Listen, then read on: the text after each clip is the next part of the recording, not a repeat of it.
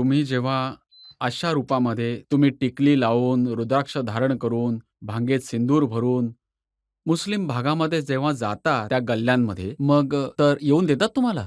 8 वर्षांपासून मी खास करून ह्याच मुसलमान गल्ल्यांमध्ये काम करत आहे. पण एकदा सुद्धा, सत्य मी सांगतेय तुम्हाला, एकदा सुद्धा एक मुसलमान बाई किंवा परिवार यांनी मला हे नाही विचारलं, की तुम्ही कसे काय येऊ शकता आणि तुम्ही का येता इथे? हां, आता मला खरं बोलावं लागेल. आमच्या लाडक्या असदजींची लोकं यायची आमच्या राशनच्या पिशव्या शोधण्यासाठी. कोण आहे ही बाई? कुठून आली आहे? काय करते ही? कशासाठी करते?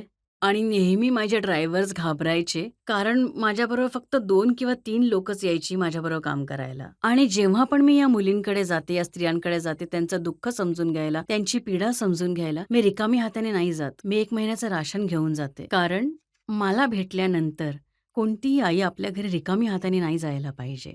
फक्त त्या मुलांना जेवण मिळावं म्हणून मी घेऊन जायचे.